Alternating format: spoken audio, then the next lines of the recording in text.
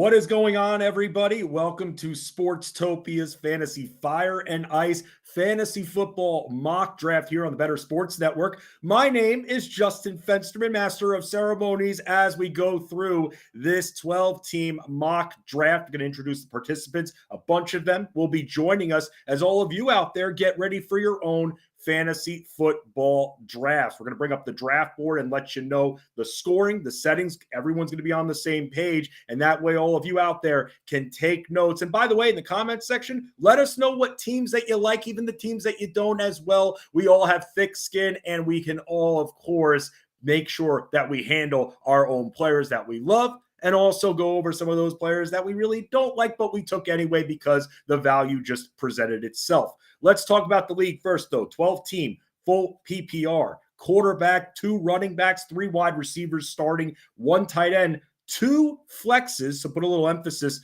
on the wide receivers with 3 starting and the 2 flexes, kicker, defense, and 7 bench spots. We got ourselves an 18-round mock draft. For the scoring part of it, quarterback touchdowns, 5 points for passing, and for rushing 6, and then for running backs, wide receivers, tight ends, 6 points for a touchdown there. So that's really the only difference when it comes to the scoring, the 5 points per passing and the 6 for rushing when it comes to scores for the quarterback position.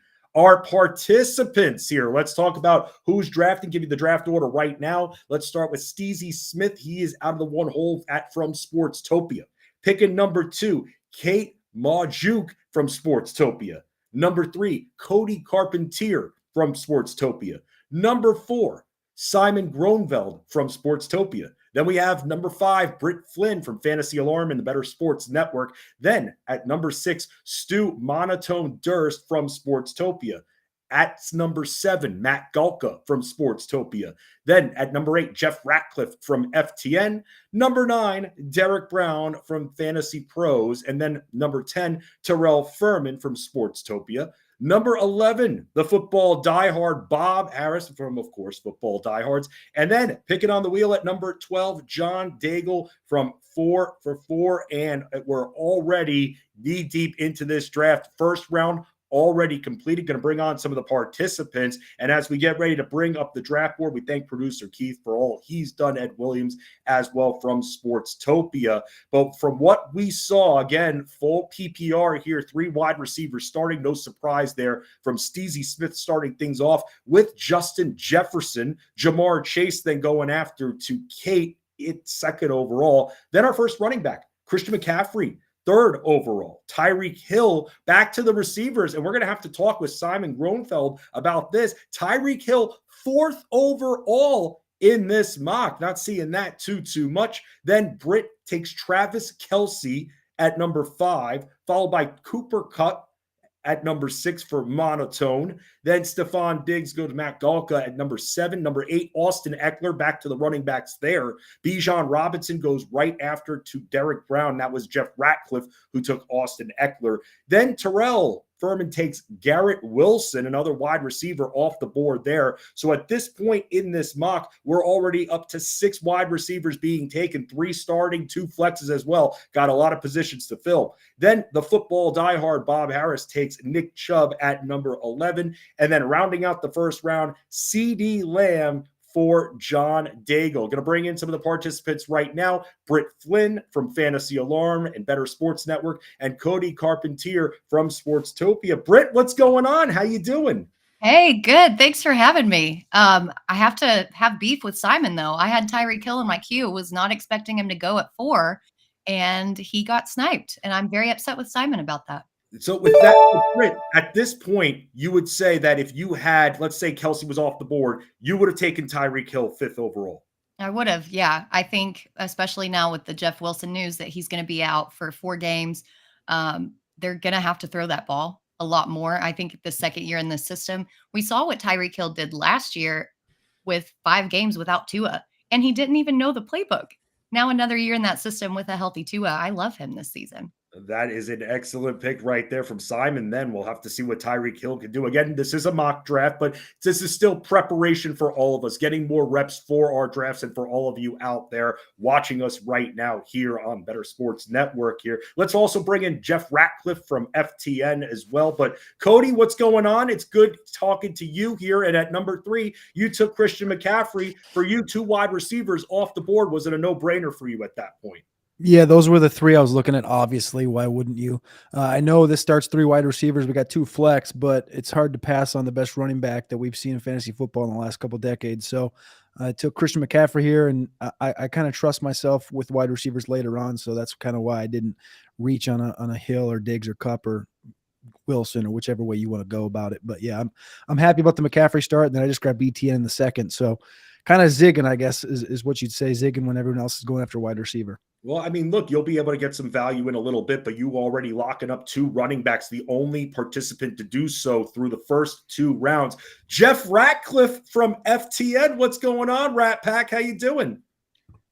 I'm okay. I do want to cut to LaDainian Tomlinson to say, hey, what the heck? Best running back in football and fantasy football in the last 2 decades. Maybe Adrian Peterson might be a little ticked off about that as well there, Cody. I mean, LaDainian was what, 2000? When did he retire? 2008? We're pushing 2020, 2024, right? 2023, I guess. 15 years maybe? I'll give you that. Okay, I'll take that. Best pass catching running back maybe we've ever seen. So there you go. Yes, and I don't think I'm being hyperbolic there whatsoever. Jeff, you ended up taking Austin Eckler and you took him over Bijan Robinson, and we're seeing Bijan Robinson go all over the first round depending on the draft there. Was it a tough decision for you taking Eckler over Bijan, or were you flipping a coin, or were you just so dead set on taking Eckler with that pick when it presented himself to you? Well, no, it wasn't over Bijan Robinson. I have Austin Eckler at number 4 on my board. In fact, I have number 7, Nick Chubb. So if anything, maybe it was between him. But no, I just don't overthink it, man. Take the highest guy on your board in the first round. Let that dictate your strategy from there. What are your expectations, Jeff, as well as you came back in the second round to take your first wide receiver? You took Chris Olave. And by the way, this is after the second round starting John Daigle takes Tony Pollard, then followed by A.J. Brown. So Bob Harris and John Daigle each have a running back and a wide receiver, Harris having Chubb and then A.J. Brown. And then Terrell Furman from Sportstopia started with 2 wide receivers, Garrett Wilson and Devontae Adams. Then Amon-Ra St. Brown goes after that, a little wide receiver run we're at. Jeff, it reaches you. What are your expectations for Chris Olave this year?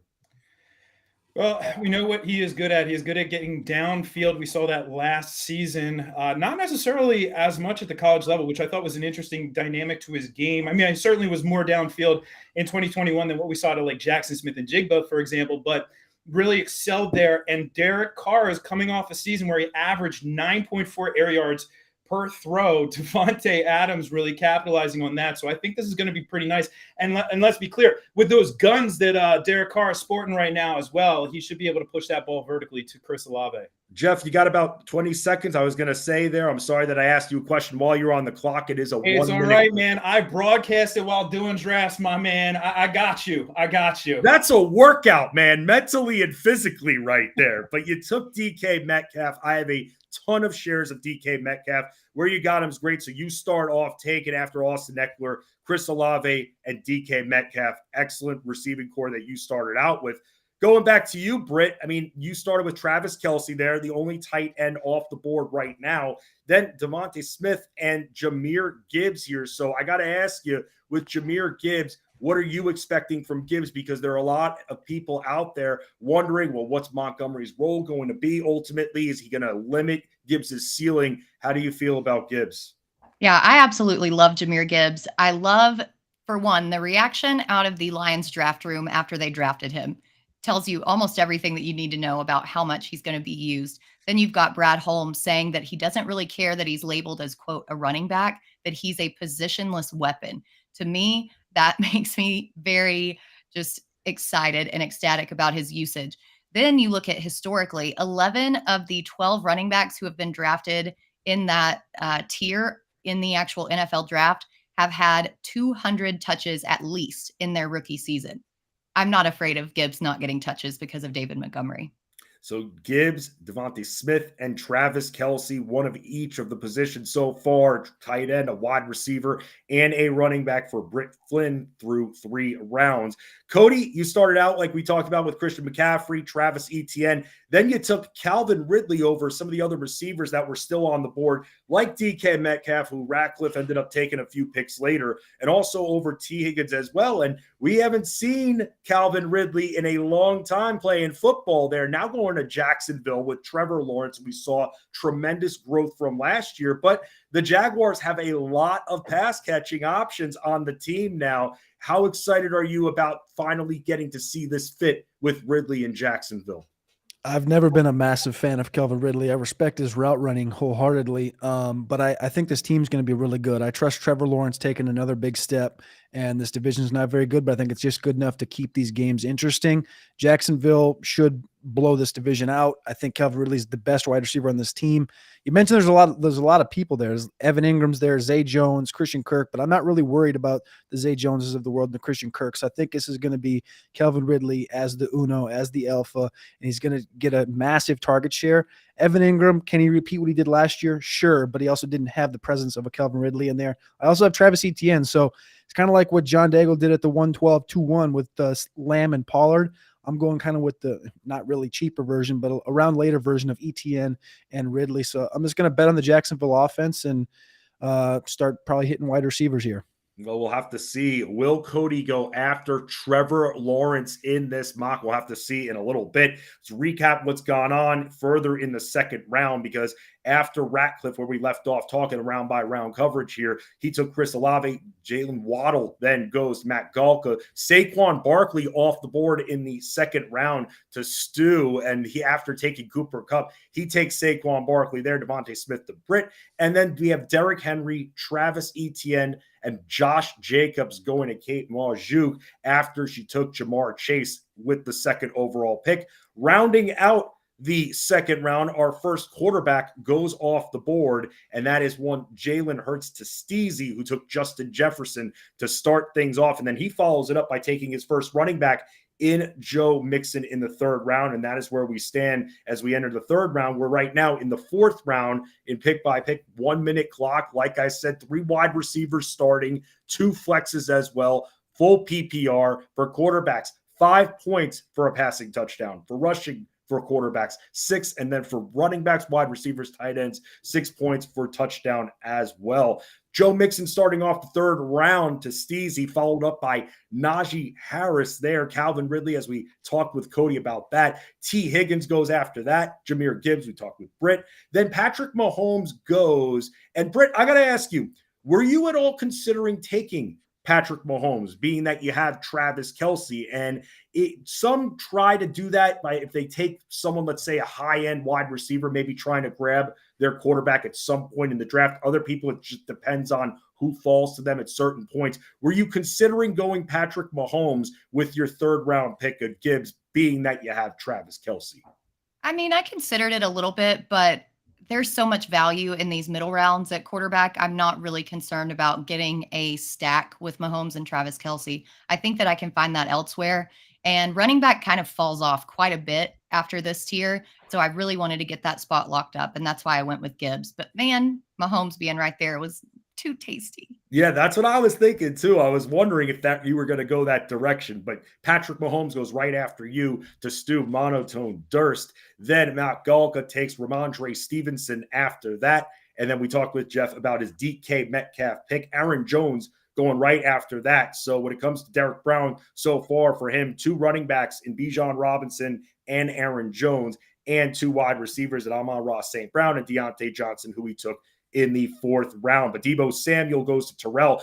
3 straight wide receivers to start for Terrell. That was the only player to do that here in this mock draft. He takes Deebo Samuel. Amari Cooper goes to the football diehard Bob Harris, who took Nick Chubb and A.J. Brown before that. And then John Daigle on the wheel after taking C.D. Lamb, Tony Pollard, a couple of Cowboys, takes a Charger in Keenan Allen, and then goes with Josh Allen right after that. So with that, Britt, Flynn, thank you so much again for joining us, and good luck with the rest of your draft. And it's only a mock, but you'll still crush it anyway. Thank you, Fensty. Really appreciate you having me on. No, absolutely. Absolutely there. And with that, let's talk about the fourth round quickly. And John took Josh Allen to start that fourth round. DJ Moore then goes to the football diehard Bob Harris, who's now taken 3 straight wide receivers. Ken Walker then goes to Terrell Furman, and we're actually going to bring Terrell Furman in right now to talk about the beginnings of his draft. What's going on, Terrell? How you doing, man? What's going on, fellas? How's everything doing? Yeah, it was a fun start to the draft. I talked about it yesterday when we were talking about the best ball draft. If I'm on that turn, there's Garrett Wilson and Devontae Adams are the 2 that I'm immediately looking at, and I don't care if I'm reaching for Wilson at all, but just seeing what preseason Rodgers' circle of trust, Garrett Wilson should be looking at a few days of at least 10 plus targets, if not every single game. Were you at all considering going with someone of another position, or did you feel at that point when you took Deebo Samuel, it was a best available? Yeah, it was the 3 wide receiver, 2 flex angle. I wanted to be really stacked on wide receiver. I felt like I could, piece together running back with a couple of pass catchers. Oh, crap. Darren Waller just went. Oh, nice, Cody. And so, I had him in the queue. That threw me off. But I wanted to be really stacked up on these stud wide receivers because I felt better about later round running backs.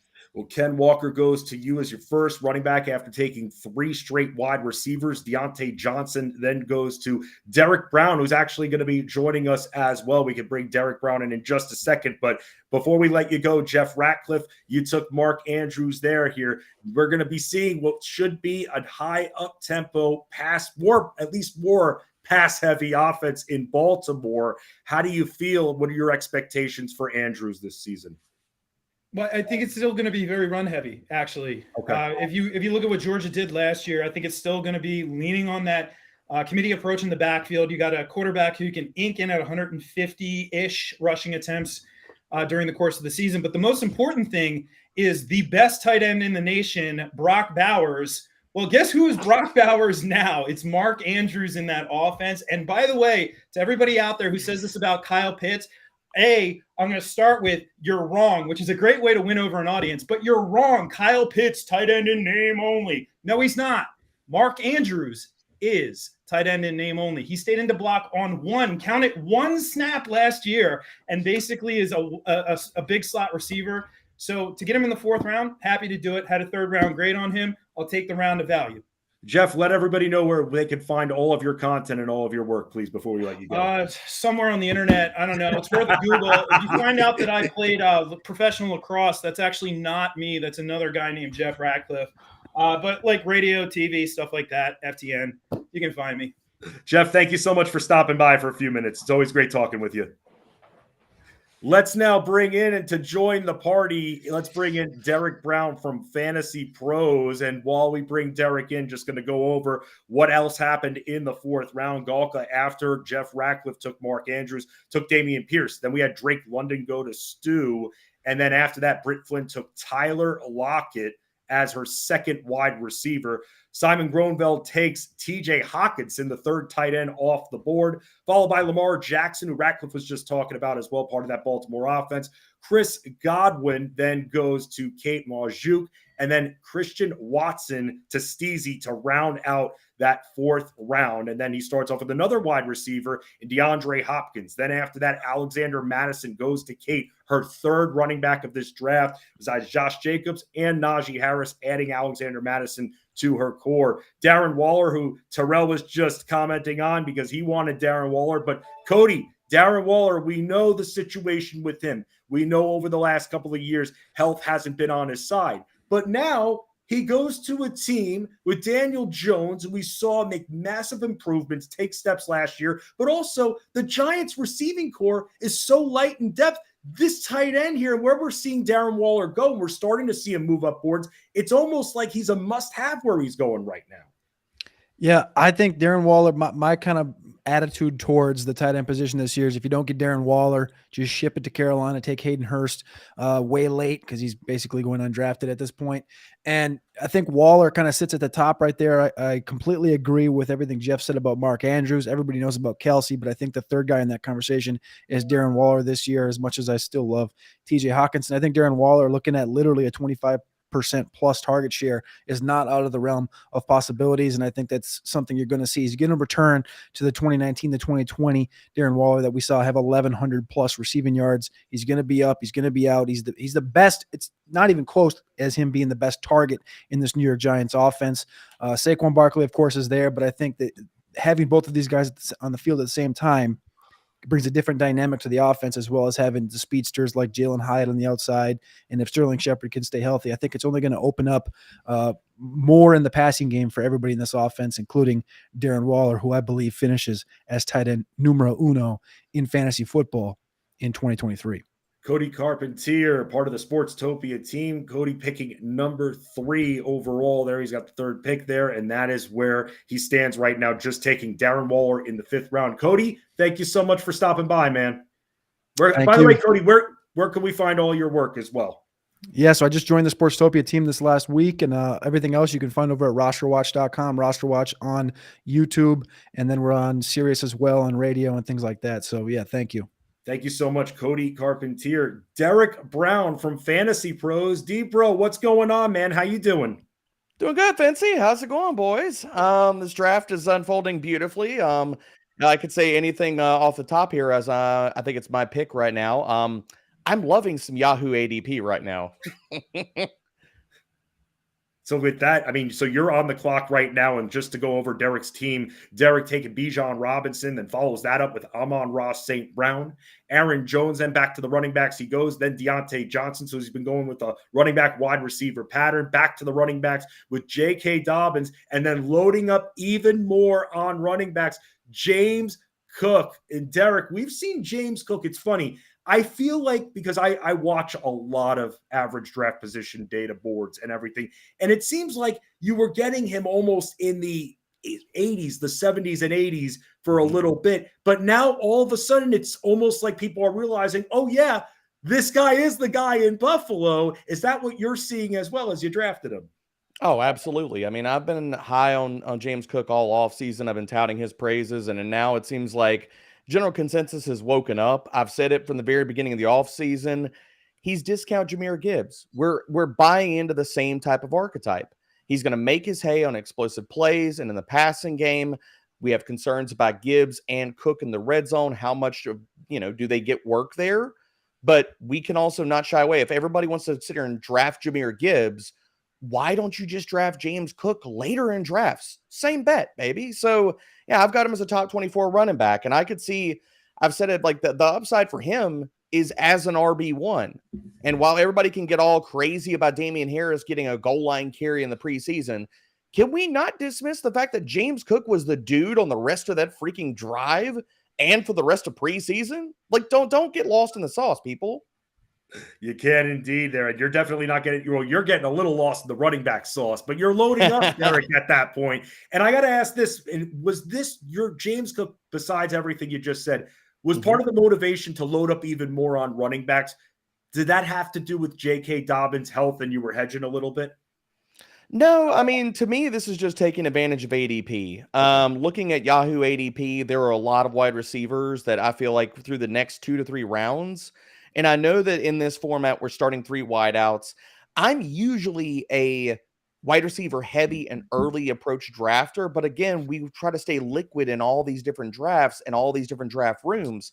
So being sensitive to the format, to the site you're drafting on and looking at ADP, I mean, to me, I'm aggressively drafting because we see this year after year after year after year.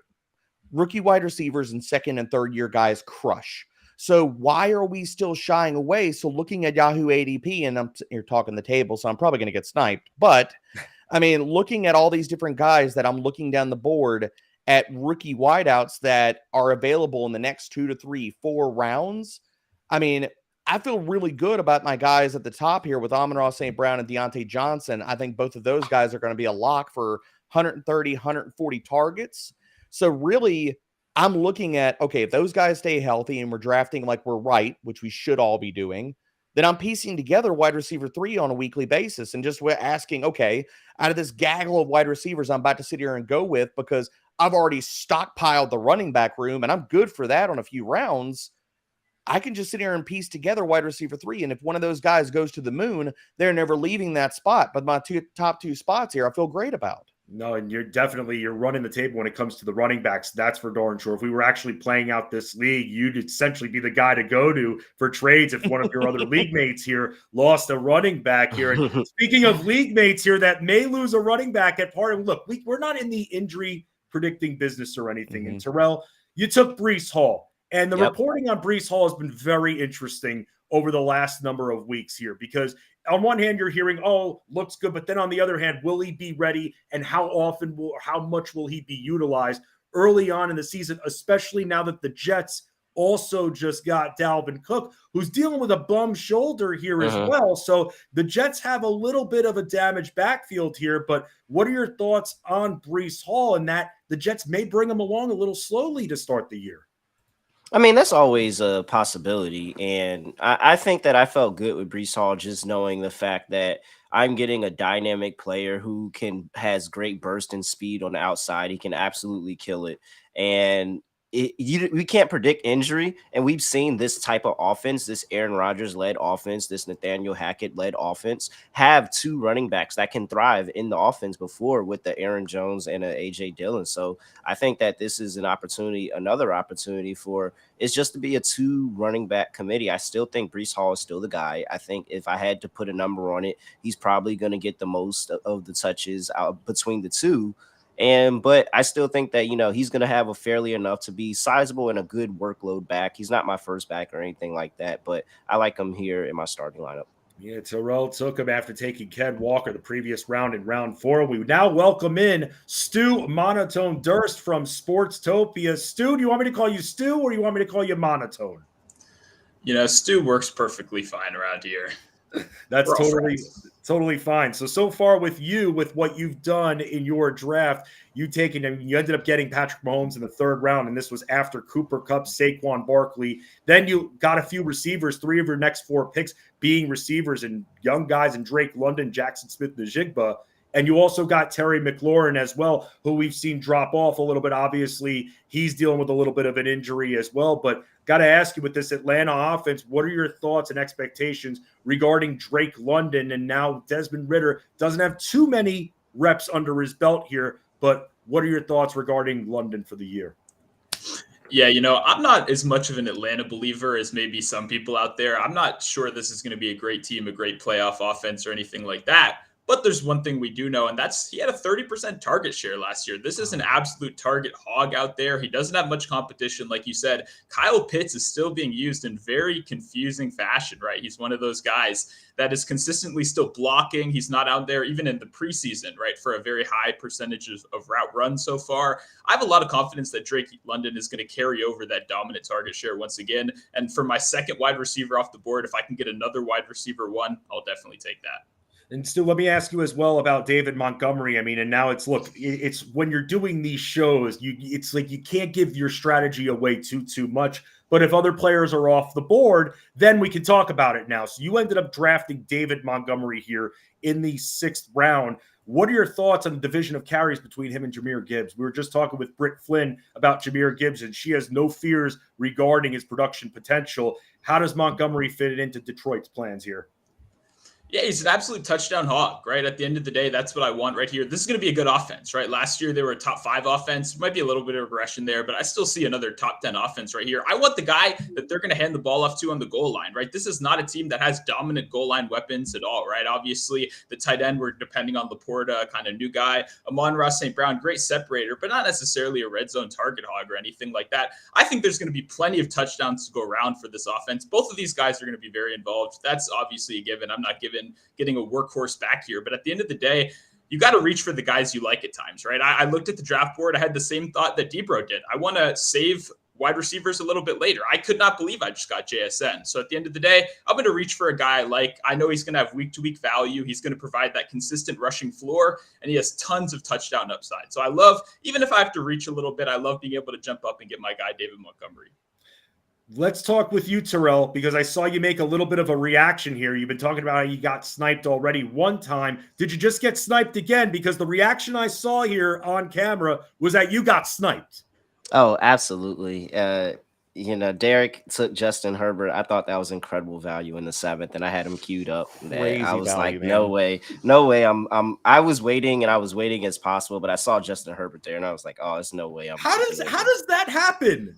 How does that happen? You When you're just with shake pros. the hand of Yahoo ADP and you say thank you. When you're with the pros, they're good on. We're all good on quarterback. Nobody's stressing about quarterback, and next thing you know, we're in the 7th round, and it's all these good quarterbacks left. And I was just like, oh man, I'm ready to get them. So I ended up accidentally auto drafting after that. So, well, not after that. I took Jamal Williams, but I did not mean to take AJ Dillon there. So I'm pretty stacked on running back right there. I think I'm going to leave that position alone for the foreseeable future and try to load up on my backup wide receivers. Terrell, I'm going to tell you this right now. I'm a big-time A.J. Dillon guy. I'm thinking that he's surpassing 200 carries this year. So I think you'll be absolutely fine with A.J. Dillon. So auto-drafted or not, fate actually got you a decent running back there. Terrell, thank you so much for joining us. Definitely. You're all over Appreciate these y'all. here. And thank you again. And by the way, where else can we find your work besides, of course, Sportstopia? You can find me in Sports Gambling Podcast Network at really real _ on Twitter, all of that stuff. WNBA season still going on, NBA, NFL, all that stuff. Let's do it. Oh, Terrell hosting the streams here, especially did a couple with him for baseball earlier this week on Better Sports Network. Terrell, thanks for stopping by, man. Definitely appreciate y'all. Derek, I have a question for you here. We're actually getting a question in our chat here, and I want to ask you about it because you're Mr. Running Back at this point in this draft here. Jeb on our chat is asking, so he's saying he has Montgomery and Kamara on the bench. Should I try to trade Kamara for a 2 to 3, I guess Kamara for 2 to 3 bench guys and keep Montgomery as his starter, or stay put with both guys? So should he try to deal Kamara, or are you thinking he should just stand pat? Stand pat, man. I've been saying it, and Kamara is one of the guys that he is grossly mispriced still. Like where he goes in drafts, basically we're all still like that ADP is suggesting we're still waiting to hear, is he getting 4 or 6 game suspension? With the news that he's only going to be out for 3 games, his ADP is not adjusted enough. I have him as a top 24 running back. And we could say all the things about Taysom Hill and the worries of the red zone and all that kind of stuff. We think that the Saints offense is going to be better. They have the most favorable schedule in the NFL. Kamara, even for all his bumps and bruises last year, was the RB13 in fantasy points per game and the RB7 in expected fantasy points. But you can draft this guy as an RB3 or a flex play? What are we doing here? No, do not trade away Kamara. Keep Montgomery. If both of these guys, especially Montgomery, is going to get all these goal line totes, and even if he's not as good as Jamal Williams in the sense that just running with the touchdown luck, can we still pencil him in for 8+ touchdowns, considering how good that offense is, even if he doesn't go double digits?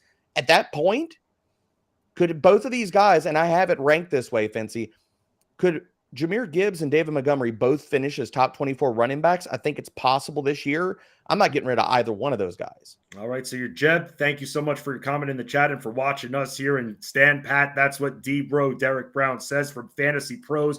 Derek, where can we find all your work before we let you get back to the draft here? Yeah, man. All the things and stuff are at fantasypros.com. Right now, we have all of our draft kit is live. We're crushing stuff. We just had Fantasy Fest yesterday. All of those clips are up on YouTube, so you're not subscribed to the Fantasy Pros YouTube channel. Again, while you're watching this, minimize the screen, listen to this draft, head over, subscribe there. You can check out all this stuff, man. I mean, we're in the throes of crunch time and draft season, so head us up on Fantasy Pros, man, to be rocking on the Draft Wizard to get ready for drafts just like this, baby. Derek, thank you so much again for stopping by, and good luck with the rest of this mock here. Absolutely. Thanks for having me, guys. For sure, for sure. We're going to keep Stu here hanging out for a few minutes here, but let's bring in a couple of more. Let's go to both goalposts, essentially, of this draft here. Let's go to Steezy Smith from Sportstopia and John Daigle from 4 to 4. Steezy picking number 1, John Daigle picking 12th in this draft here. And I'm going to start with you, John. John, what do you think of the 12th pick overall? Let's just say you're in a Kentucky Derby style situation and you get the option to choose any number pick that you want. Where does 12 fit in out of 12 picks here? Oh, it's not ideal, of course. I would like better players, but it is fun because I'm higher on consensus on both Amon-Ra St. Brown and Tony Pollard. I say Amon-Ra St. Brown, even though I drafted CeeDee Lamb because that was an auto draft. I was trying to find Amon-Ra, so that was my mistake. At the turn, I would have gone those two players instead, but I did end up getting Tony Pollard, who I still believe should be a first, second round turn option when usually in these types of formats, 12-team leagues, 3 wide receivers, 2 running backs, he actually usually goes mid-second, which is the most egregious fantasy ADP of any player out there. So I don't mind it. And you just kind of let the draft fall to you. I'm just drafting on tiers, basically. Josh Allen came back. That's something that usually doesn't happen in a 1-quarterback league. And so even though I usually don't target those top 3 quarterbacks, given all the other strong options around them in 1-quarterback leagues, I don't mind that past ADP. So overall, I think it's going okay so far. So this is John's team drafting on the wheel at the 12th spot, CeeDee Lamb, Tony Pollard, then Keenan Allen. I absolutely love Keenan Allen. And when we were just talking about Justin Herbert there, I mean, excellent situation with Keenan Allen and Herbert. Now Herbert hopefully could stay healthy, fully healthy for more than a couple of weeks there. Then after that, you drafted Josh Allen, Jahan Dotson. And I gotta ask you, John, because again, I'm sitting here watching these ADP draft boards and these risers. And I'm feeling like in the last 2 to 3 weeks, Jahan Dotson has gone from maybe a 8th, 9th round pick to now all of a sudden people are drafting him in like the 6th round or even in the 5th round. You were on the wheel there, so 5th, 6th round. Why the steam on Jahan Dotson? It is slightly concerning since most of his production came via touchdowns, which is the most unpredictable stat in all of fantasy football. 7 of them last year and only 35 catches. At the same time, though, when he was on the field, he still soaked up 40% of his team's end zone targets. So he got targets where it matters most. And now we have this looming Terry McLaurin turf toe injury where we just don't know if it's going to limit or hold him out for an extended period of time. So I got a little more confident in Jahan Dotson. I won't reach for him in like the 5th round, as you mentioned. But having him in that Michael Pittman, Mike Evans tier of players around Gabriel Davis as well, I think that's perfectly fine for everyone in 12-team leagues. So, and final question for you, at least for now, you're still going to stick with us here, but you just drafted and by the way, after Dotson, you got Gabe Davis, Jerry Jeudy, a couple more receivers there. Judy's a little bit banged up right now. Then you drafted Jonathan Taylor to start the 8th round. Yeah. So, again, great value. We know that he's out 4 weeks here. Where do you think he ends up going? Because we know that Miami has been linked and the Colts have denied trade offers. They've turned them down. And then we saw a report in the last day or so that the Packers, of all teams, they have 2 running backs. The Packers were interested as well. So let me ask you this year. You just drafted Jonathan Taylor. Where in your mind do you think that he'll be playing football this year? I don't know. That's the funniest part. I have no clue. But from a top-down perspective, playing the game of fantasy football, I think it's easy to look at the players being drafted around now, and we all have a price. We all have just a range of players we think Jonathan Taylor will beat us at. And I see Khalil Herbert, Kenneth Gainwell, all the other running backs that went around him, and I say, I'm not scared of those guys. Like, Khalil Herbert hasn't reached a 5% target share in his first 2 seasons of the league. I'm not scared of Herbert beating me. I don't know what universe I have to be in for him to be an RB1. Whereas Taylor, even if he plays 8 games, that's a player that still beats us in the 8th or 9th round. So I just kind of take that range and I say, okay, I'm not scared of Brian Robinson, even though I do like Brian Robinson. I'm about to draft him right here, actually. But I'm terrified of Jonathan Taylor. So that's when I think everyone should just look at their draft boards and say, this is it. This is where no one scares you except JT. So you now, with drafting Brian Robinson here, you're going to now have multiple commanders, and someone else that has multiple commanders is Stu as well. Stu Durst with us from Sportstopia. And Stu, I got to ask you this here, because you got McLaurin, but also Antonio Gibson with Bieniemy there now. Are we going to see this guy get a good amount of targets here? Are they finally going to throw to this guy a little bit more? Because I've been on Antonio Gibson, and I've been waiting for years for him to get the respect and the targets. Is this the year it's going to happen? No, it's not. No, it's not. Unfortunately not. I know I just drafted him, so maybe that's not the answer you want to hear, but I think it's been abundantly clear since the beginning of training camp, right? Antonio Gibson said it himself that he's going to be playing more of that J.D. McKissic role this season. So yeah, sure, he is going to be targeted quite frequently during the games. But when you kind of drafting for that floor, right, when we think about Antonio Gibson over these last couple of years, people said Antonio Gibson and Christian McCaffrey in the same sentence a lot more than once, right? People really wanted that kind of fusion back that's going to do both for you. Antonio Gibson's not going to do both for you, but he's still a respectable RB3. I need some depth, right? I only have David Montgomery so far, and obviously an RB1 in front of that. I wanted a little bit of depth. I wanted someone that's going to give me consistent points every single week, and I think Antonio Gibson can do that. Unfortunately, I don't think he's going to, give us that Christian McCaffrey season we've always been wanting. Stu, it's disappointing to me because I'm an Antonio Gibson mark at this point, but hey, we appreciate your analysis. And where's Stu Durst, by the way, from Sportstopia? Where can we find your work, and definitely on social media as well? Yep, you can find me over on Twitter at Monotone Football. That's where all my work comes from. I'll be live in just an hour doing some season-long NFL player props, if that interests you. Mostly player prop sports betting over here. So pleasure to draft with all you guys. I'm going to make my final pick live right here. We're going to go with a nice backup quarterback. Geno Smith, baby, one of my favorites this year. Remember that name. Hey, you're getting where he's going right now in drafts. Disrespectful considering what he did last year's. Amazing value. I've got 2 shares. Cody, Stu, thank you so much again for joining us. No problem. Thank you. Yes.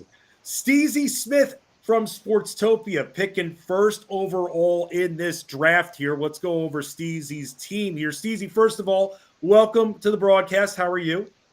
Man, I'm feeling great. Just waking up. So I'm a little tired, but man, I was really looking forward to this. So, thank you for having me on, Fancy. Absolutely, absolutely. So you started with Justin Jefferson, and let's start there. I mean, that's really the most common first overall pick that we're seeing. For you, was it even a debate, or are you Jefferson all the way? It's Jefferson all the way for me. I mean, the only other play I'd really consider is a Christian McCaffrey, but I think with the Justin Jefferson, some people are concerned because, Jordan Addison is going to take away targets. TJ Hawkins is going to take away targets. I think the opposite. I think if anything, those guys are only going to open up targets for a Justin Jefferson. So instead of double or triple teaming a Justin Jefferson, I think the talent's always going to shine through. Obviously, Minnesota is going to continue to rely on that passing game. They're going to be pass heavy as much as any other team in the league. And so Justin Jefferson's a no-brainer for me. Yeah, after that, when it came back to you started the quarterbacks here with Jalen Hurts, the 2nd round pick. Following that up with Joe Mixon. Then you go with Christian Watson, DeAndre Hopkins after that. Then you follow that up with Miles Sanders and Kyle Pitts as well. Odell Beckham, and I got to ask you this here, Steezy. What are your expectations? We've been talking, a big theme of the show here. We've been talking about Baltimore and what to expect from this offense. For Odell Beckham, this is going to be his swan song year. What are your expectations for him this season? I have high expectations for Odell Beckham Jr. I understand the concerns with his knee, and there's always the fact that, he could get injured at any point in time. But the last time we saw him on the football field against the Cincinnati Bengals in the Super Bowl, I mean, he was on his way to, what did he say, having 13 catches and 200-plus yards? And so maybe not that exactly statistically, but I just feel like, especially when a receiver has a relationship with his quarterback off the field. Remember, Lamar Jackson have been lobbying for OBJ to join the team for years now. And so I think now that that's finally happened, Todd Monken is definitely going to open up the passing game. They're going to be passing a lot more. And so I think with that being said, I mean, he's the number 1 receiver on that team. Mark Andrews will still probably be the most targeted guy, but as far as the wide receivers, I know Zay Flowers has been picking up a lot of hype, but Odell Beckham Jr. has something to prove, and he's getting paid like it. And so I'm not sure if he's going to be a wide receiver 1, but honestly, I like him as a high-end wide receiver 3. Sounds crazy, but believe me. So speaking of people gaining a lot of hype, you take Kenneth Gainwell, and it's a battle royale of running backs right now in Philadelphia. We've seen all the reports, him with the first team. I mean, we've seen everything, and it's definitely brought up the ADP. So who's the odd man out in this backfield in Philadelphia? Because Jalen Hurts is going to get his as well, man. It's legit a battle royal for running back supremacy here. No doubt. And I know in fantasy, these are situations, guys tend to avoid. But if anything, I'm looking to actually stack Rashad Penny and Kenneth Gainwell together in the later rounds. And so I think with the Kenneth Gainwell, I mean, he has the most familiarity over there in Philadelphia alongside of Boston Scott. DeAndre Swift, I'm kind of out on DeAndre Swift this year. I mean, he's played with a stacked offensive line. He played with a good offense, in the Detroit. He's had playmakers around him, and not to say that he's not going to do anything with the best offensive line in front of him this time around. I just think that along with his inability to stay healthy, I'd stay away from the DeAndre Swift. You're getting these guys, Kenneth Gainwell, Rashad Penny, 2, 3, almost 4 rounds later. And so I'd rather go with those two, any combination of those two, as opposed to getting a DeAndre Swift 2 or 3 rounds earlier.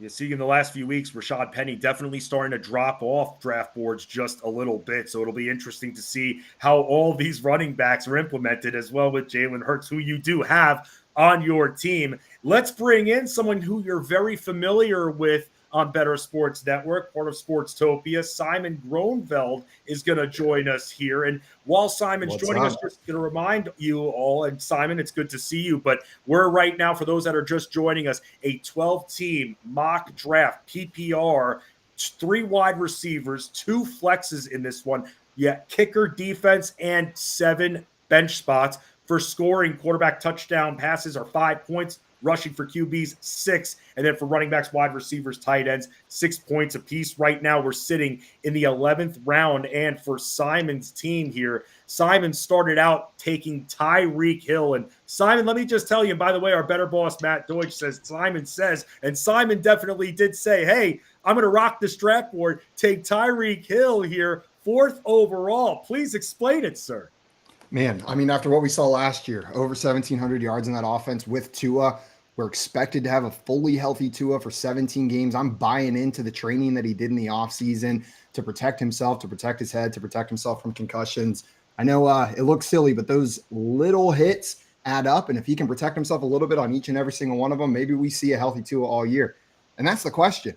If Tua's healthy, is anybody going to be shocked if Tyreek is the #1 overall wide receiver? No. So I'm taking a guy here that has the chance to be the top scoring flex player in the league at 4th overall. It was between him and Kelsey, but with the amount I've been drafting Tua late, it just makes it a little bit more fun to get Tyreek Hill there in the 1st round. Fully confident in Tyreek Hill, 4th overall to Simon Groeneveld. And then he takes in the 2nd round, he takes Derrick Henry after that. T. Higgins followed up in the 3rd round, his 2nd wide receiver, then fulfills the tight end with T.J. Hockenson. Brandon Ayuk then goes in the 5th round here, another wide receiver for Simon. Then Rachaad White, Dalvin Cook, back-to-back running backs for him, and then taken Tua, like he was just mentioning, Samaje Perine, and then Anthony Richardson he takes after that. So pretty much, I'm guessing from what you just said, Simon, you took Anthony Richardson to hedge just in case Tua takes a few headshots to the ground again, because look,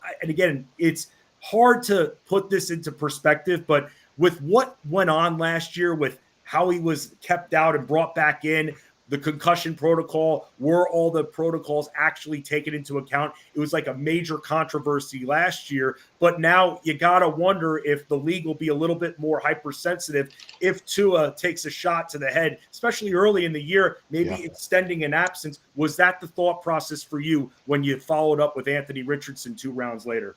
That is the thought process. It's a hedge. I've got a lot of exposure to Tua this year, and to pair him with a high upside rookie like Anthony Richardson is a lot of fun. Usually if I'm drafting Tua or one of those guys like a Derek Carr or a Daniel Jones, someone who's a little bit less exciting, I'll try to grab Anthony Richardson to pair with them. When it comes to Tua's health, though, with the focus that there was on his brain health last year, on the concussions, I'm of the opinion the Dolphins would not be saying the things they're saying about his health if it was not true. There is a magnifying glass on that organization, on how they're handling player health, and then specifically on how they're handling hits to the head. So I agree with you. There's a higher risk of a hit potentially leading to him being out, but I'm also trusting the words coming out of that franchise, because they would have to be so stupid to be saying that he's good to go, ready to go whenever he's at risk of another concussion like that. So Simon taking 2 quarterbacks for that reason to hedge a little bit. John Daigle picking at the number 12 spot from 4 for 4. John, I just want to ask you, we're going to let you go here in just a second, but you've taken, since we talked to you last time about Jonathan Taylor, you've now also taken Brian Robinson and then Raheem Mostert after that. Then Jonathan Mingo from Carolina. This guy just intrigues me. Watched a lot of tape on him, those short routes that he can run. He's got some speed from the burst, from the get-go. And I feel like with Bryce Young there, he's going to be relying on short passing, and that's where Mingo comes in. And also with a who's who of receiving core, because they don't really have that much depth in that regard. Was that your thought process, getting Mingo? Because I got 3 shares of him so far in my drafts. He's the type of player I just like to bet on, a 90th percentile athlete who the C's did part for a little bit, given that questionable DJ Shark injury ahead of the season opener. No production for Mingo in college. That's what's always worrisome. given that he averaged just 3.5 catches per game for his career, which are running back totals, basically. Never reached over 900 yards receiving at any point in college as well. But just a freak athlete with the X type of size that no one else on that team offers, Adam Thielen included, who's more of a possession receiver. So, yeah, a player I like to bet on, at least for my bench, and someone that, with a rookie quarterback, I don't know how often we'll use them in the first stretch of games, but as we know, rookie wide receivers break out over the second half of the season. So I don't mind as my wide receiver 5, 6, taking them on my bench and just keeping them there until the later portion of the year. John, let me ask you a question. I'm actually Steezy and Simon going to ask you as well, because we do have a question in our chat. So we'll all kind of participate here. Ban Santana asking, it's an either or with 2 versus 2. So would you guys rather, and we'll start with you, John, would you rather have James Cook and Donovan Peoples-Jones, so those two, Cook and Donovan Peoples-Jones, or Michael Pittman and Deonta Foreman? Personally, James Cook, Donovan Peoples-Jones. I have a lot of questions about Donovan Peoples-Jones, but Elijah Moore is a career slot receiver. Many mouths to feed in Cleveland, and offense I expect to bounce back, but at least DPJ is starting in 2 wide sets on the final year of his contract. Had a little bit of a breakout, too, last year before Watson got under center, so maybe there's some juice there. Not to mention that the way running back really works out is that the high ceiling wide receivers in the 5th through 7th rounds are going around the no ceiling, high floor running backs. And so what I've been doing, I think a skeleton key for 2023 drafts is avoiding those, Najee Harris through Travis Etienne, all the way down to J.K. Dobbins tier of players, and instead going with wide receivers in that range. But that's left behind pass catching backs with no competition, which is Rachaad White and James Cook. So regardless of how I think James Cook fares as a satellite back in the NFL, he actually does work out really well for any build and drafts this year, just how they're structured. So I'll take James Cook, DPJ personally. John Daigle picking at the 12th spot in our mock draft here from 4 for 4. And John, where can everybody find your work? 4for4.com. Waiver wire week 1 is coming on Monday afternoon. Please don't remind me. And you can get that all with promo code Daigle10, 10% off a subscription. John, thank you so much for stopping by, and good luck with the rest of your mock, all right? Of course, good luck. We're Enjoy, going to bring in Kate Magdziuk here in just a second from Sportstopia. We can bring Kate in right now. But, Steezy, I want to get back to the question here that Ban Santana asked in the chat here. And by the way, you can ask some questions and we'll make sure we answer them. As all of you out there, get ready for your fantasy football draft. So, Steezy, I'm going to ask you, James Cook and Donovan Peoples-Jones or Michael Pittman and Deonta Foreman in a full PPR?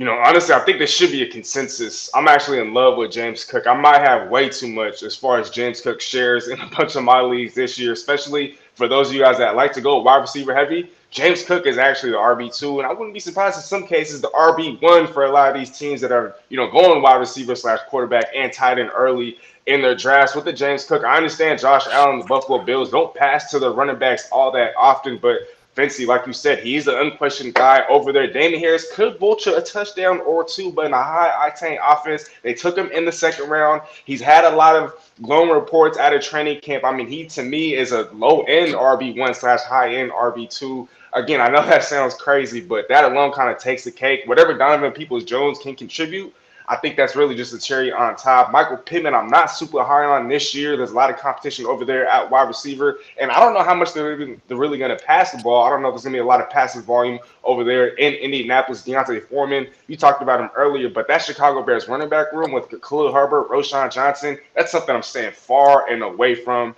And so to me, it's an easy answer, James Cook and DPJ.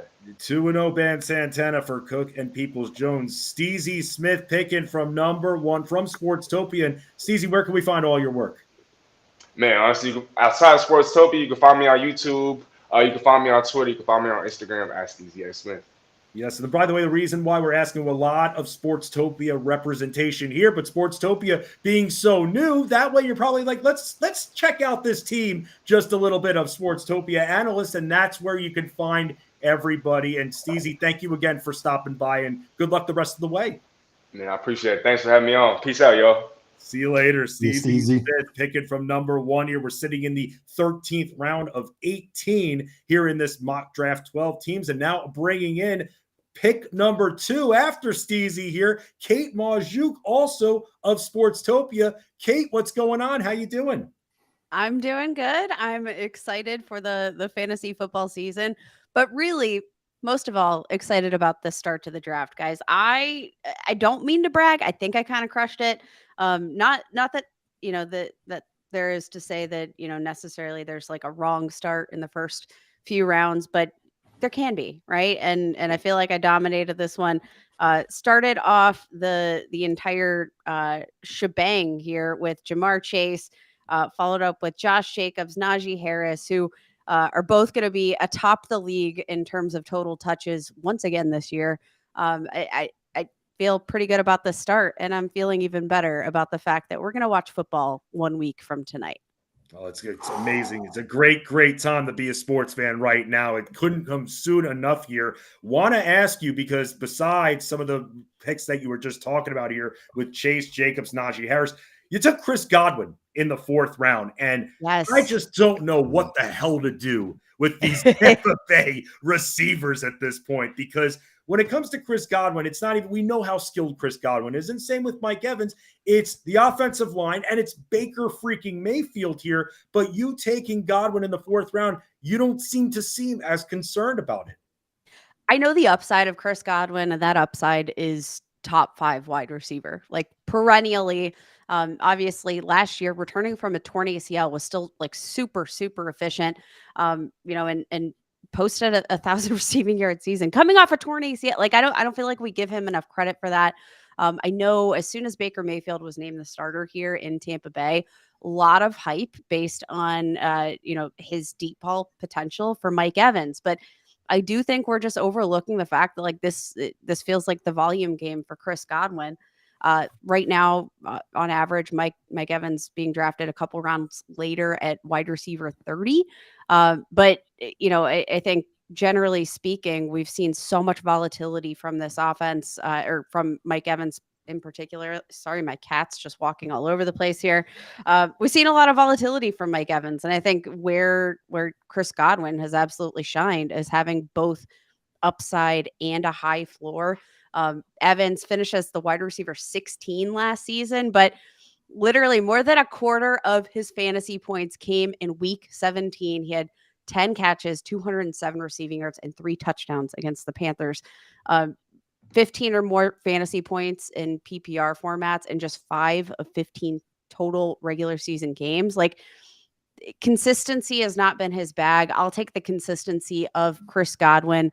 And I'm not so worried about the potential for Mayfield here. We saw, Jarvis Landry have a pretty successful season. Chris Godwin, he's also, I'm not going to call him like a chump in the deep receiving game. It's not his thing, but he could do it. Like, I just think the floor that Godwin could bring, give me Godwin all day, especially over Mike Evans, even if Mike Evans is going a couple rounds later. So after Godwin, you then went back to the running back pool and took Alexander Mattison, Javonte Williams, and then you went Justin Fields. And then this is who I want to ask you about, because you already have Najee Harris on your team. And then you take Pat Freiermuth. And please, explain to me what your expectations for Freiermuth are, because for me personally, whenever I'm starting to think about drafting a tight end and Freiermuth is still out there, I don't know what the hell to do or to expect from this guy. And you ended up drafting him here in this mock.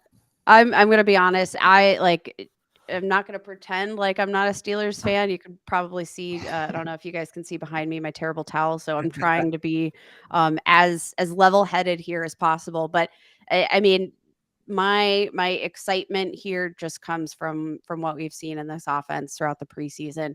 I've honestly been probably the biggest skeptic of all when it comes to fantasy production outside of Deontay Johnson, who's been, nothing short of a volume hog over the past 4 seasons. Like, I think 140 plus targets over each of the last 3 years. You can't draft that as late as you're going to draft Deontay Johnson in any given draft.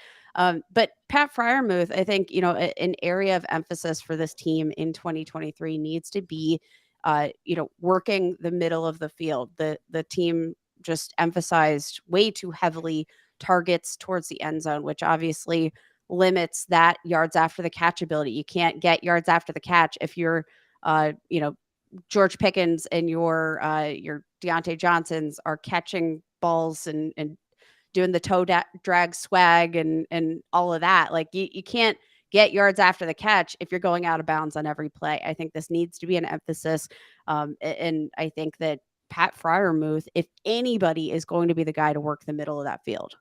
After Pat Freiermuth, you took Elijah Moore, Adam Thielen. You went heavy with the wide receivers for your next 4 picks there. After Thielen, Kadarius Toney, and then Alec Pierce. And then you went back to the running backs here with Damian Harris, Chuba Hubbard, and Josh Kelly. So that is Kate's team drafting from the number 2 spot. Simon, we're going to let you go here in just a minute, but I got to ask you, because I said I would ask you about that question regarding James Cook and Peoples-Jones versus Pittman and Furman that Ban Santana asked in the chat. And then I see that you ended up taking Peoples-Jones there. I feel like I don't even need to ask you anymore. Yeah, I thought it sounded like a pretty good idea whenever Ban Santana threw it in there to grab Peoples-Jones. If you look at my flex spots on this team, I've got Samaje Perine and Dalvin Cook, which are both players that I believe in and like drafting this year. But putting double running backs in those flex spots from the starters gives me a little bit more risk. And so instead of taking some of these high upside guys that have undefined roles here in the later rounds, I grabbed Tyler Boyd and Donovan Peoples-Jones, both players that I think have pretty defined but very low upside roles that if something is to go wrong, I have that safety blanket on my bench. I'm going to follow it up with some higher upside guys here now, but with the double running backs, it makes me a little bit uncomfortable because that is a higher risk of losing one of those guys earlier in the season. Simon Groeneveld from Sportstopia. You've seen him a bunch on Better Sports Network, part of the Front Yard Fantasy team. And Simon, where can everybody else find your work? Yeah, you can find me on Twitter at FYFSimon, and then check out our YouTube channel at Front Yard Fantasy. We'll be live a little bit later today at 3 p.m. Eastern time for the Fantasy Football Game Show, playing some Jeopardy with our friend Chris Towers. So come hang out with us there as well. Yeah, absolutely. And also, by the way, the Front Yard Fantasy crew, great on the production front. And I told John Luke Garofalo, who I saw at the Fantasy Football Expo in Canton, Ohio a few weeks ago, as someone who was also a host on Better Sports Network, your intro to your show, to your Front Yard Fantasy show, amazing. I loved your intro. It was so simple, but at the same time, amazing looks to it. So I don't know if that was you making it, but I have to give you some ups on that open, man. I appreciate that. And I'm going to pretend to take credit. Okay. Simon Groeneveld, thank you so much for stopping by. And let's bring in Bob Harris from Football Diehards as we're now sitting in the 15th round. Kate's going to hang with us for a little bit as well. And for Bob Harris, who was picking at number 11 in this one, started with Nick Chubb, then followed up with a bunch of receivers after that, including A.J. Brown, Amari Cooper, DJ Moore, Michael Pittman, and then goes back to the running back pool after that, James Conner, then drafting Trevor Lawrence, Khalil Herbert, and Evan Engram, filling out other positions now. But Bob, what's going on? Welcome to the show, man. Fancy. Thanks for having me. Hi, Kate. How's everyone doing? Let's sit here just, looking at like Kate and Britt and Cody taking all my favorite players and kind of just bumming out, man. Bob, let me ask you this, because was it your plan your whole time? I mean, are you kind of just following along with the draft board and seeing where it falls for you? Or have you had the plan in mind to go very receiver heavy early like you did in this one?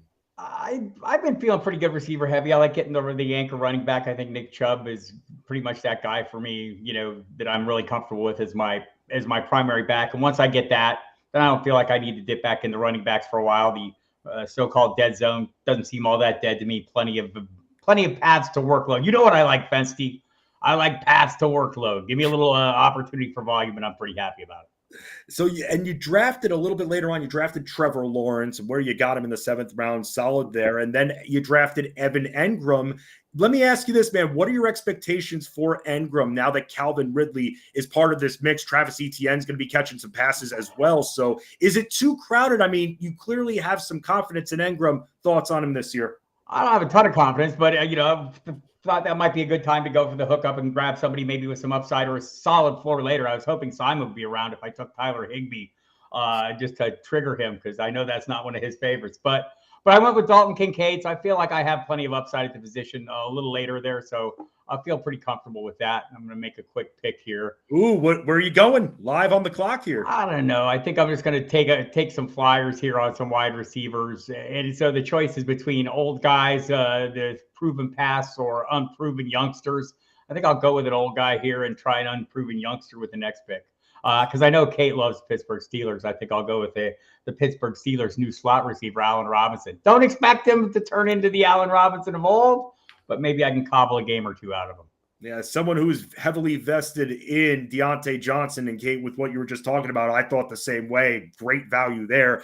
Allen Robinson better not eat in too much to that, and I don't think he will. I think we're all good on that front here. Let's also bring in Matt Galka from Sportstopia too to talk about his team and Galka's guys here. Let's go over from where he was picking at the 7th spot, kind of right in the middle, starting with wide receivers here with Stephon Diggs and Jalen Waddle. Then went 2 running backs with Ramondre Stevenson. Damian Pierce gets his tight end, and George Kittle, another running back. So 3 of the 4 right there in running backs with Cam Akers. Marquise Brown then after that, along with Cortland Sutton. Deshaun Watson then for his quarterback. Then Alan Lazard.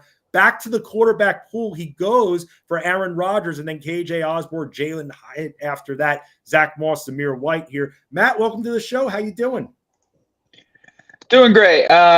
You guys remember the show Pros versus Joes? I don't know. You ever remember that show? I think it was on Spike TV or one of those. That's kind of how I feel right now. I'm one of the Joes, right? And I'm mixing it up with the pros here.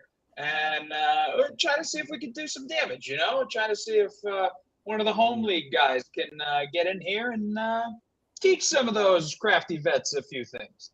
So, Matt, let me ask you this about the strategy here with Deshaun Watson. I mean, you took Deshaun Watson in the 9th, but then you follow that up a couple rounds later with Aaron Rodgers, and this is just a league where you start just one quarterback. What was the strategy behind taking Rodgers a couple rounds later? Yeah, I'll be honest. I got a little bamboozled when somebody picked Tua on me. He was my guy, and I looked at the board and I was like, "Oh, he'll be there. He'll be there. There's no way he won't be there." And then he's gone. So it kind of made me switch up a little. I'm taking a little gamble, I feel like, on Deshaun. Right? I'm hoping for the Texans Deshaun that was electric. We didn't really see it last year, so all reports out of camp are that, and look, he didn't have a full season last year. Now he's got a lot of time with his guys. So I'll take a gamble and I'll think that Deshaun Watson could get back to the Deshaun Watson that we saw on the Texans that was in the mix for MVP or Offensive Player of the Year. But here's the thing: if he doesn't, I'm a big narrative guy, and I'll admit I'm a Packers fan. Aaron, I wish you well. You know what? You're on the New York Jets now. But if the narrative is that Aaron Rodgers is pissed off about what happened in Green Bay, and he goes to New York and we're on Hard Knocks, and all of a sudden people are comparing Garrett Wilson to Devontae Adams in his prime, and I've heard all of it. If that's all going to happen, and all of a sudden we think Nathaniel Hackett is a great coach again, I guess if Deshaun fizzles out, then I have the Rodgers-Lazard stack on my bench. So I think it's a good way to pivot, especially if Deshaun looks like, the bad Deshaun that we saw for a couple of games last year. So it was kind of an insurance policy because I'm rolling the dice on Deshaun and he might pan out and I might not have to use Aaron at all. But if we're all going to buy into the Jets hype train, and I guess I am, then I'm going to roll with the guy who might win MVP because he's angry at Green Bay. We'll see. Luke Musgrave, you took him as your 2nd tight end here in the 16th round. And look, I know it's late and we have an extra bench spot in this league, and I get that. And Kate, I'm going to ask you in just a second about whether in leagues like this you would take a second quarterback or a second tight end. But Matt, with Musgrave, what are your expectations for him? Because it just seems like since Romeo Dobbs got hurt, all of a sudden everybody is jettisoned focus on Luke Musgrave, and even I've been getting asked whether or not he has tight end 1 potential, which I'm not sure of that. But what are your thoughts on the Musgrave pick? Well, look, I on preseason. Now here's the bad part, right? Like he didn't have a lot of his last year of college. He got hurt, didn't play. So like that's the gamble, right? But you look at in preseason, I like that he had, when he was on the field with Jordan Love, 84% route participation, 22% target share. Just watching Green Bay like I have for a little bit. Big Robert Tonyan, when he was there.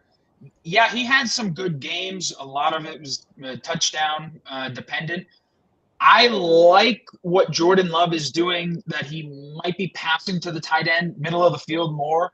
than Aaron looked like he was willing to do in the past couple of seasons. So in this late stage of the draft here, I'll take a flyer on him. I mean, we love the training camp reports, right? Like we love throwing around hyperbole and this guy's going to do this and this guy's going to do this. But if somebody says that Luke Musgrave reminds them of Travis Kelce, if he's 50% of Travis Kelce, I'll take it. I'll take it. And we're this late in the draft. Yeah, I'll take it. I'll take a shot. 16th round, Luke Musgrave. And then Kate Magdziuk, who's with us here. Kate also takes a tight end here. And Kate, I got to ask you, because I was going to ask you in general, are you someone who is more privy to drafting a second quarterback and a second tight end when you only really need to start one of them? I know we've got the extra flex. We've got 2 flexes here. But in general and in the past, what has your overall strategy been? Do you just go for the one, or we see here you got a tight end, another tight end, but do you generally stay away from that second tight end, or do you normally get your second tight end in the draft? Definitely dependent on my comfort level with the initial, tight end one or QB one that I've drafted. Now, when it comes to my specific roster here in this mock, I did roll with Justin Fields at quarterback, who I think, I feel very secure with, both in terms of his upside as a rusher, efficiency, potential efficiency as a passer, especially with the yak ability of DJ Moore.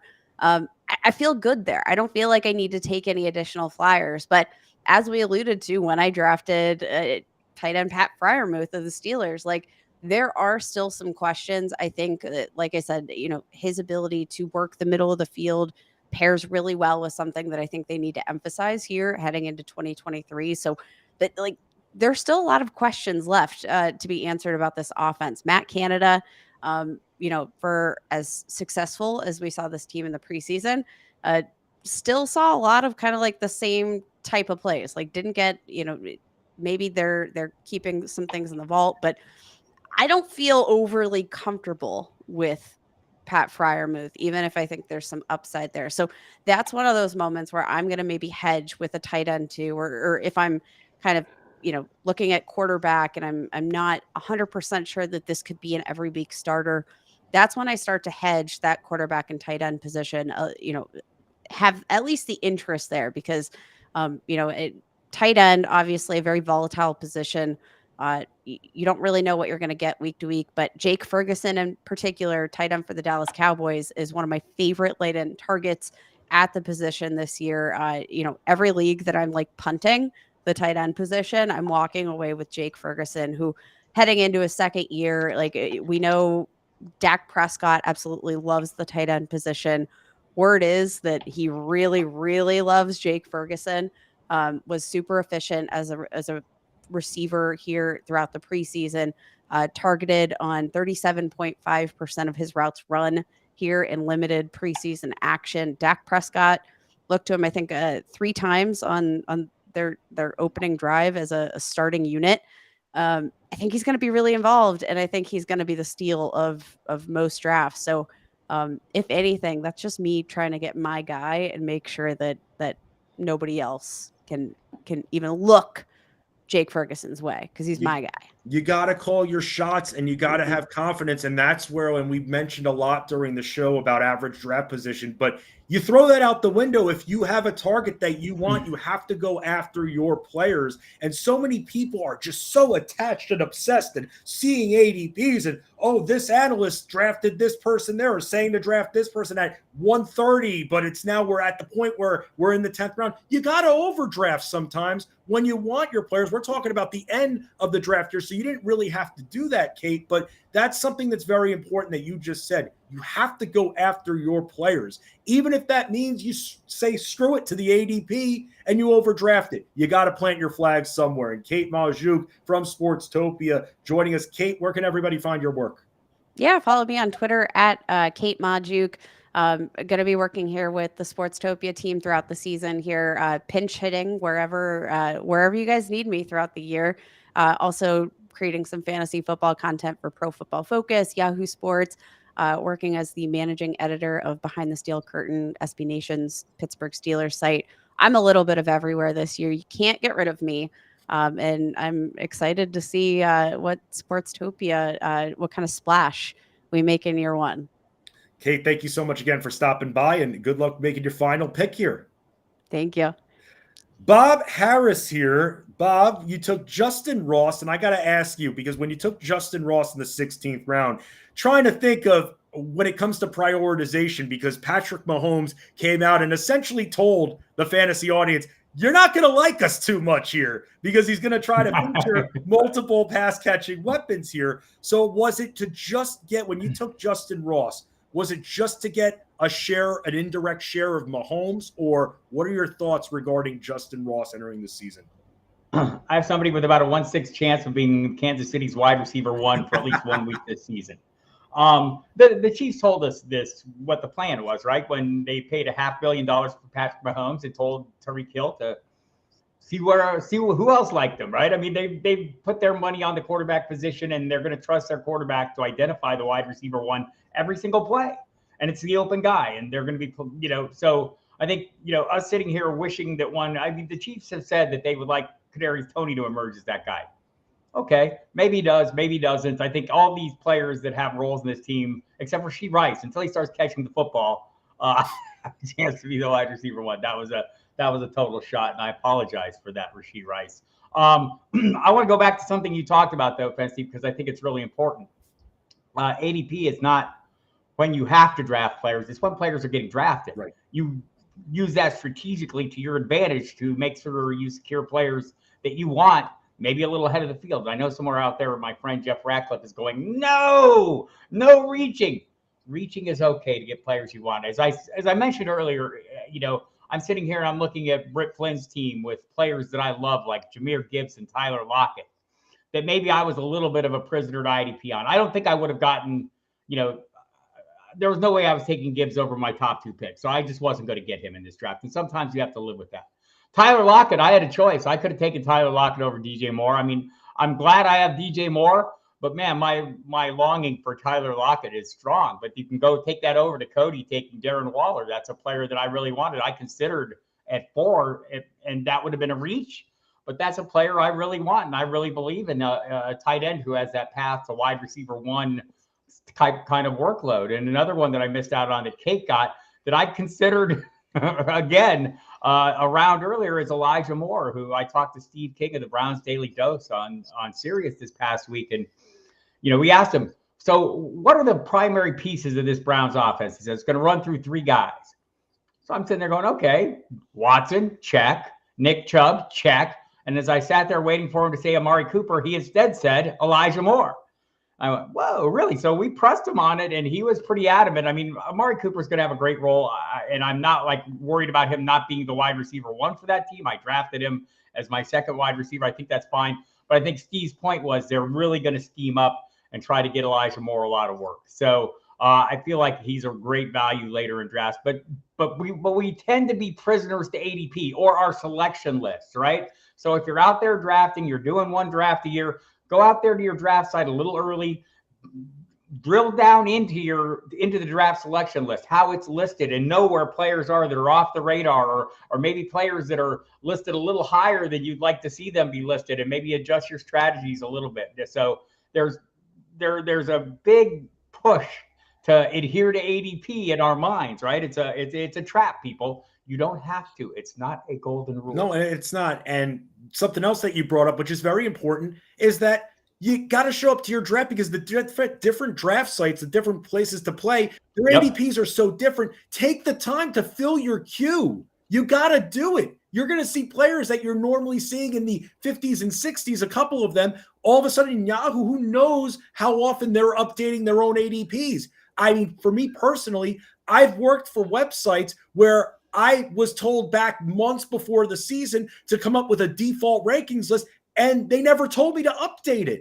So you don't know when these sites are being updated, and that's why instead of showing up 5 minutes before thinking you're all cool, fashionably late, it's stupid. show up 20 minutes early, get your queue set, get your draft targets set, and then you'll be able to be organized and you won't have to worry, oh, where's my guy? Or let's say you were just sniped. You got a few other players right there that are ready to go in your queue rather than forcing yourself while the clock is winding down and dwindling, forcing yourself to maybe take someone that you wouldn't have normally taken if you had a clearer headspace after that.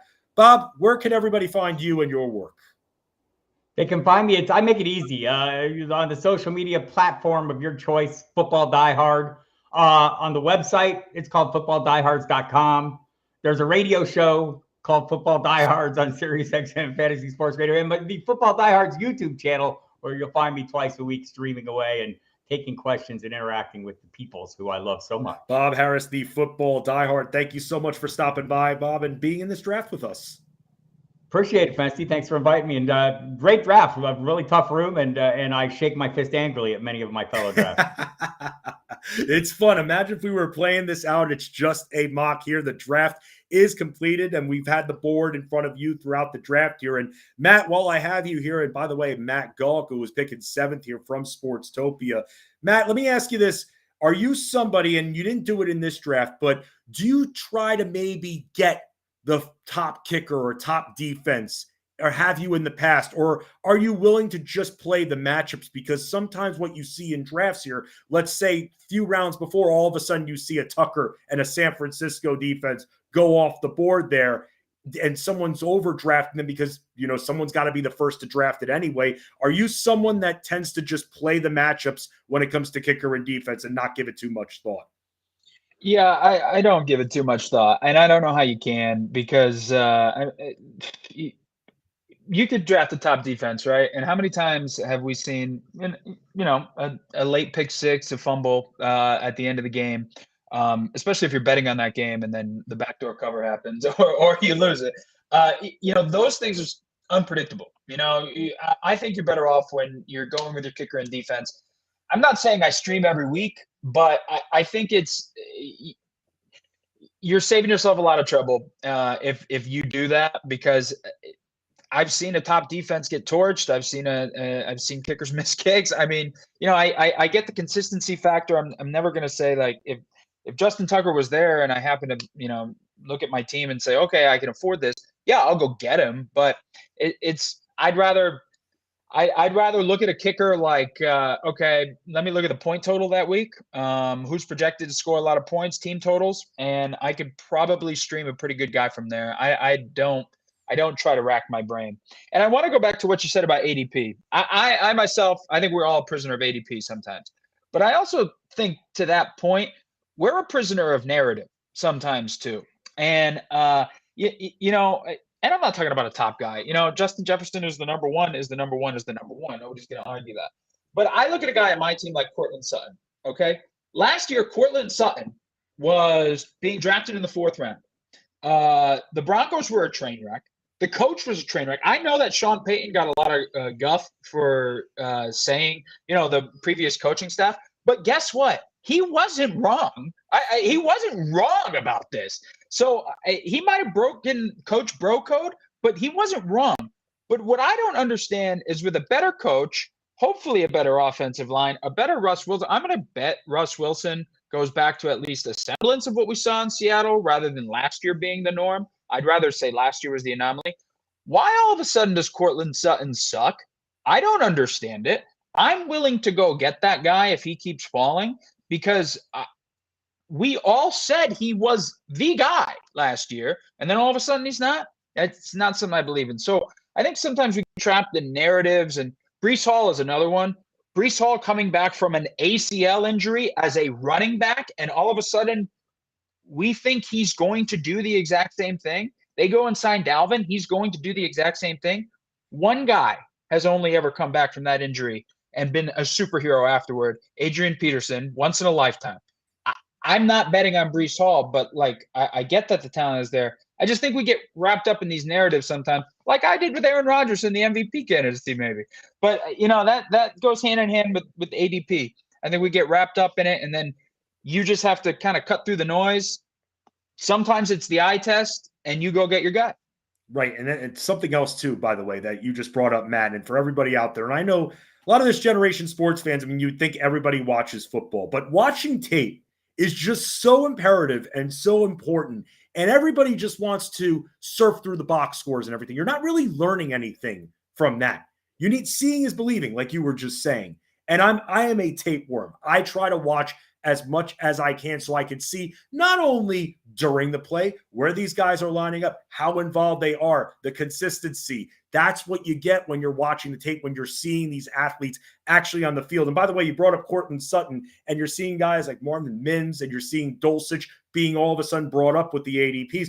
Sutton staying exactly where he is. And like you're saying, I'm going to draft him where I can with the value, even if it's a little bit of an overdraft. With Jerry Jeudy's injury and the murky reporting surrounding it, I'll take Cortland Sutton and his experience all day. They've got multiple damaged pass catchers in Denver. So I'm with you there with Cortland Sutton, and I'm kind of surprised he wasn't being brought up a little bit more when it comes to average draft position as I was looking on the data. But Matt Galka picking 7th from Sportstopia. Matt, where can we find all your work? Twitter at Matt Galka, just my name. Instagram, Matt Galka TV. You're going to find some politics in there too, because in my other life, I also do just news. So a little bit of both, you know. If you're not angry enough at your fantasy team, please get angry at my political reporting. It'll be great. Wow, look at that there. The dual position eligibility here, sports and politics right there. The dual threat. I'm the dual threat. I'm the Anthony Richardson of this league. You're the Joe Webb, essentially, at this point, the Taysom Hill at this point. Yeah. There we go. Matt, thank you so much for stopping by. Fancy, thank you. Of course. And I want to thank all of you for watching this mock draft, the Sportstopia Fantasy Fire and Ice Fantasy Football Mock Draft. I want to thank all of our participants, Steezy Smith, Kate Magdziuk, both from Sportstopia, Cody Carpentier from Sportstopia, Simon Groeneveld from Sportstopia and Front Yard Fantasy, Britt Flinn from Fantasy Alarm and BSN, Stu Monotone Durst from Sportstopia, Matt Galka, who you just saw from Sportstopia, Jeff Ratcliffe from FTN, Derek Brown from Fantasy Pros, Terrell Furman from Sportstopia, Bob Harris from Football Diehards, and John Daigle from 4 for 4. And I also want to thank producer Keith as well for helping play point guard while we brought all these great analysts on who participated in this mock draft. It's been great being with you. I'm Justin Fensterman. Keep it locked into Bettor Sports Network because it is ultimate draft time, the final days of drafts before the season begins. And this is what we're all about. Let's win right here on Bettor Sports Network.